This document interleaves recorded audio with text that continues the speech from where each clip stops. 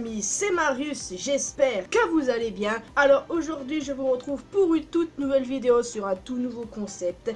Il s'agit d'une découverte manga. Oh oui, vous me regardez avec des yeux surpris, arrêtez, ça me fait un petit peu peur. Vous allez me dire, mais t'avais pas dit que One Piece était le seul manga que tu lisais? Eh ben, avant ce cas-là, oui, c'était le seul. Parce que pour moi, One Piece, number one. Et le reste, c'est pas ça le problème. Puisque vous voyez ma première chaîne d'ailleurs. Théorie, réaction live, review. Il y a que ça concernant One Piece, tellement que je suis fan du manga. Mais ça va pas empêcher un bon jour d'être piqué par curiosité quand j'ai vu une pub télé mettant en scène un tout nouveau manga qui vraiment m'a donné envie de le découvrir. Tellement envie que j'ai décidé d'acheter les deux premiers tomes. Alors oui, c'est le manga Beastar. Vous avez vu le titre, de toute façon, il y a une miniature. J'ai les deux premiers tomes ici, édités par la Kihon. Ce n'est pas Glénat, non. Et le truc, c'est que j'ai littéralement dévoré ces deux tomes. Vous pouvez pas imaginer à quel point j'ai pris du plaisir à les lire. En seulement une semaine, vous imaginez le délire?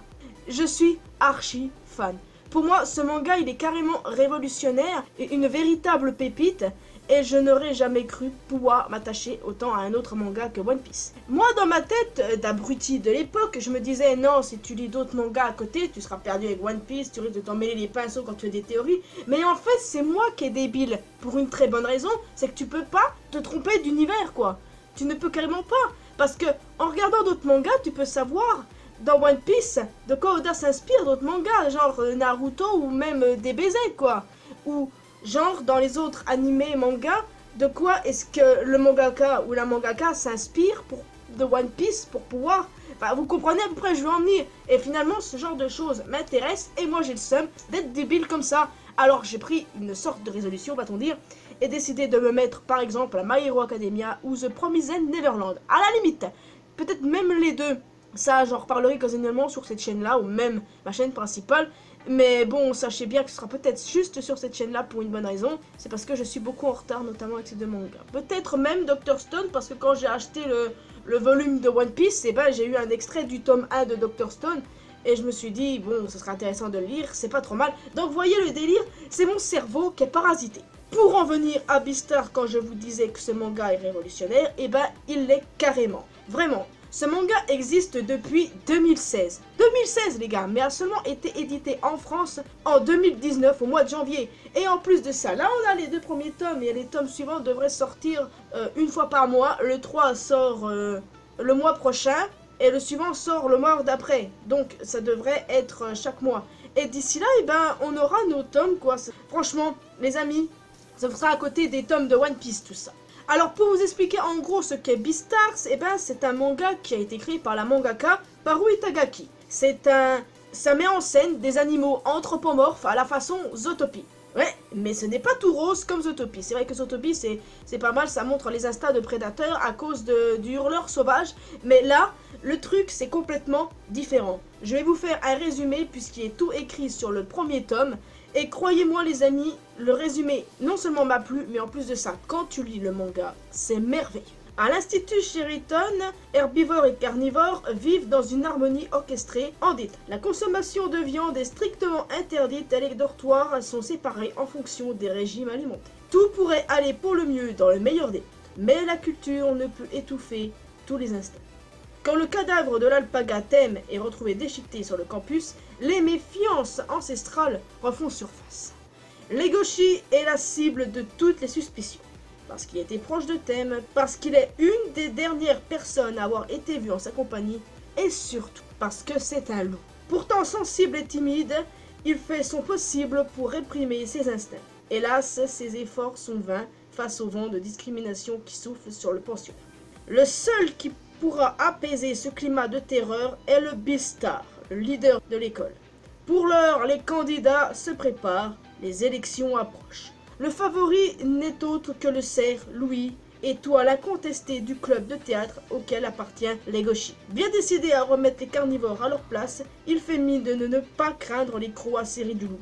Mais peut-être serait-il mieux avisé de ne pas le sous-estimer. Allégorie frappante de notre société, Beastars renverse toutes les conventions. Quand l'herbivore fait preuve d'une ambition carnassière, le loup devient le paria. Au cœur de jeux de pouvoir impitoyable, jusqu'où peut-on refouler sa vraie nature? Ah, je peux vous dire que ce résumé m'a mis l'eau à la bouche et je ne regrette pas d'avoir lu ces deux tomes. Alors le premier tome met en avant le loup Legoshi, le héros de cette histoire. Et sur le tome numéro 2, nous avons le fameux Louis, le cerf qui envisage d'être le Beastars. Il est un peu prétentieux et honnêtement, au début, tu sympathises pas directement avec. Mais à force de lire, tu te rends compte que ce personnage est très à part des autres et finalement, il est intéressant. Et Legoshi, c'est mon personnage préféré. Pas parce que c'est un loup, loin de là, j'adore les loups, mais ce n'est pas la seule raison, c'est parce que j'aime son caractère. Je pourrais aussi parler d'un autre héros principal qui est une héroïne, Haru la Lapine Naine. Le truc c'est que c'est elle qui est en couverture pour le tome 3 qui sort le mois prochain. Et je ne peux pas trop m'avancer sur ce qu'on dit d'elle, à part juste que c'est une sorte de menthe religieuse, va-t-on dire.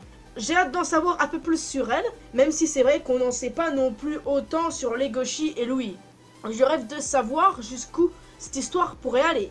Par exemple, le début du tome 1 commence avec le meurtre de Thème l'Alpaga. Alors, le délire, les gars, c'est que, pour mon bien, je ne vais pas me spoiler sur la suite, sûrement pas. Là, j'ai horreur de me spoiler. Par contre, malheureusement, je sais de quelle espèce est le vrai meurtrier. C'est pas ma faute, les amis. Sachez qu'en me renseignant d'abord sur le manga, j'ai cliqué sur une page que je devais pas. Et bref, je ne vais rien dire, mais j'attends de lire les tomes qui vont sortir et j'ai vraiment trop hâte. Le tome 3 sort au mois de mars, le 4 au mois d'avril et j'ai vraiment trop hâte. Ce manga me passionne vraiment, les amis, je ne vais pas vous mentir. One Piece reste mon préféré, de toute façon, vous le savez, ça ne changera pas. Mais Beastars, c'est vraiment bien, c'est une révolution. Alors, la question que j'ai envie de poser, est-ce que je dois faire des théories sur le sujet là? Est-ce que je fais des théories sur ce manga? Honnêtement, je ne pense clairement pas, pour de bonnes raisons. Parce que déjà, il y a 12 tomes. 12 tomes, hein. Et c'est clairement pas la peine de faire des théories, malheureusement, parce que si je viens à faire des théories qui me meurtrier alors que je me suis spoilé sur le truc, ou si je viens à faire toutes sortes d'autres théories où on a la réponse dans les volumes suivants, par contre, ça risque pas forcément de marcher, quoi. Alors c'est pour ça que je m'abstiens de faire des vidéos théories sur le sujet. Alors ce que j'ai décidé de faire, les amis, ce que j'ai inscrit dans mon bloc-notes, qui n'est pas une si mauvaise idée, c'est qu'à chaque sortie de tome, je prends la peine d'en discuter avec vous. Oui, je prendrai cette peine-là, parce que je trouve que c'est une bonne idée, et je tiens encore à parler de ce manga. Parce que là, tout le monde en parle, mais... Et j'espère que personne va s'en lasser, quoi. Mais du moment que les tomes vont sortir, et que la Kai-On, s'y maintient, tout va bien, j'ai envie de dire, tout va bien. Honnêtement, je ne suis vraiment pas déçu de ce manga. Dites-moi si vous trouvez que c'est une bonne idée de faire des vidéos à chaque sortie de tome. En tout cas, moi, je m'y maintiens. Alors, à chaque fois, ce sera sur cette chaîne. Parce que c'est mieux, l'autre chaîne regroupe beaucoup plus les théories, les reviews, tout ça. Donc, c'est un peu normal que là, j'en parle sur ma chaîne secondaire. Tout ça pour vous dire, les amis, que je vous conseille vraiment ce manga. Mais genre, vraiment, vraiment. Je vous ferai pas lire de la merde de toute façon. Et quand même, quand un manga est bon, ça faut le dire. Par exemple, on me dit tout le temps que My Hero Academia c'est bon, que Promised Neverland aussi, que Dr. Stone aussi. Eh ben, croyez-moi que là, je vous crois. Alors s'il vous plaît, croyez-moi quand je vous dis que Beastars est une véritable révolution dans le monde du manga. Que Paru Itagaki est vraiment une bonne mangaka, quoi. Et que surtout, ça en vaut tellement la peine, quoi. Comment ne pas complètement tomber amoureuse de l'univers? Quand j'avais lu le deuxième tome et que je l'avais fini, j'ai dit c'est vrai, le troisième ne sort pas maintenant. J'ai le seum. Alors moi j'attends impatiemment la sortie du tome 3, enfin de tous les tomes. Bordel, pourquoi est-ce que les tomes ne sortent pas par deux? Moi ça m'arrangerait comme celui-là.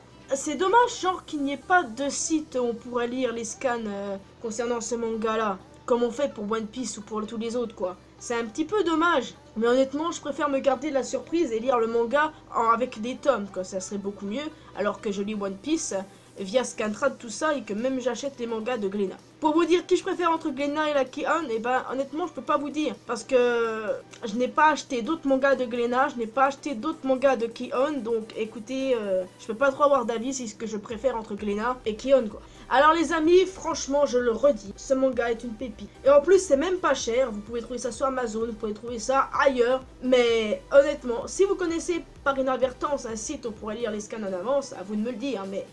Honnêtement, moi je préfère garder la surprise quand chaque tome sortiront. Les personnages les plus attachants pour le moment, ça serait surtout au niveau de Legoshi. J'aime beaucoup Louise, son personnage. Haru me plaît déjà bien, mais j'ai hâte d'en savoir un peu plus sur elle. Et si elle aura bien genre, une relation amoureuse avec Legoshi. Un lapin et un loup, c'est vrai que c'est bizarre, mais après quand on regarde Zootopie, on peut imaginer une romance entre un renard et un lapin aussi, alors tu vois. Mais là, je m'égare du sujet. Sachez une autre bonne nouvelle, les amis, concernant ce manga-là, c'est que il aura un animé. Alors oui, quand je vais sur internet hier, je tombe... non, avant-hier. Bref, je tombe sur une news disant que ce manga-là aura un animé. Et honnêtement, j'espère que ça respectera le manga. Parce que je sais qu'il y a plusieurs animés qui ne respectent pas forcément le manga. Par exemple, Yu-Gi-Oh, ça parle des détails. Pareil pour Beyblade, tout ça. Mais honnêtement, c'est des animés dont je peux pas me passer. Je crois avoir tout dit. Mais après, bon, quand l'animé sortira... J'ai peut-être testé, d'ailleurs peut-être aussi testé les animés My Hero Academia, Promised Neverland. Il n'y a pas d'animé de Dr. Stone, non? Je compte sur vous pour me le dire ça les gars, si vous êtes amateurs des mangas.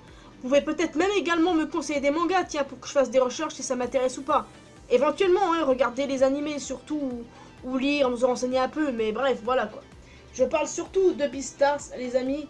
Sachez, bon bah pour vous donner le prix, je sais pas si j'ai le droit alors je vais pas vous le donner, mais sachez juste que avec les $, vous en aurez pas pour 20 €, déjà c'est sûr. Paru Itagaki est devenu ma deuxième mangaka préférée. Non seulement j'adore les animaux et c'est surtout pour ça que ma curiosité a été piquée. Ah oui, je devais vous dire comment est-ce que j'ai découvert ce manga là. Et bah sur une pub, en regardant Game One. Exactement. Et je bénis franchement le moment où je suis allé sur Game One pour regarder un épisode de One Piece.